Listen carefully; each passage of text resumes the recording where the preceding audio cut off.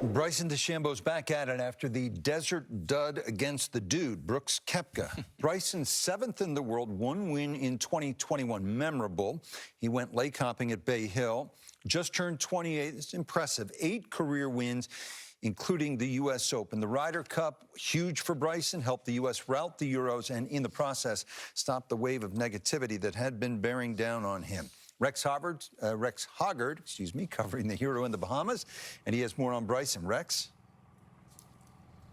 Well, when it comes to Bryson, it's all about the drives, right, Rich? So I had a chance to talk with him yesterday, and he has been working with his team on a new prototype driver. He's very excited about it, but is not ready for competition yet. So yesterday he told me the plan for this week is to actually use a 2-driver combination in the bag. What's interesting about that is one of those drivers is the exact same model and the exact same shaft length of the driver that he used just a few weeks ago in the World Long Drive competition, where he had so much success. He said it's going to be situational, that he'll have to decide on the spot, depending on the wind and the hole, if he should use the longer driver. But he felt like the length on certain holes, he could really take advantage of it. All right, Rex. Brandel, Damon Hack and Eamon Lynch alluded to it toward the end of golf today. Over a nice bottle or two of wine last evening here in chilly Connecticut, you engaged in a heated debate with Eamon and one of our outstanding producers, Ben Dawn, as to whether or not this guy is a game changer. They don't think necessarily you do. Why? Well, you know, amongst his peers right now, is he going to have effect on the way the game is played? I mean, a few of them have tried to go down this path, notably Rory McIlroy. It didn't work out.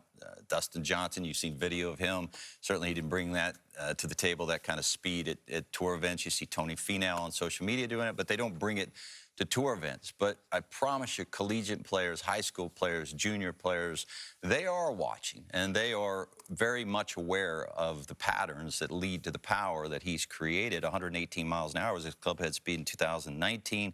2020, it was 125. In 2021, he averaged 132 miles an hour clubhead speed. I mean, that is unheard of territory for men who play golf for pay. They will be watching collegiate players, high school players, junior players. They will create this speed. You'll see more players coming out on the PGA Tour in the neighborhood of 130 mile an hour clubhead speed. And now I would absolutely argue that that will change the way the game is played at the highest level. When you start to think about how many players in history, I'm talking about having changed the game in fundamental way. I'm talking about, you know, Arnold Palmer, obviously, and Bobby Jones and Jack Nicklaus and Greg Norman. They brought more eyeballs to the game. They brought more interest in money. But I'm talking about changing the way it was actually played. Ben Hogan certainly would have been one of those players. I mean, he caused players to leave the bar, to leave the 19th hole, and to head to the range. You know, he introduced the world of professional golf to practice, and they practice more. And then you'd say, again, Tiger Woods brought about greater athleticism to the game.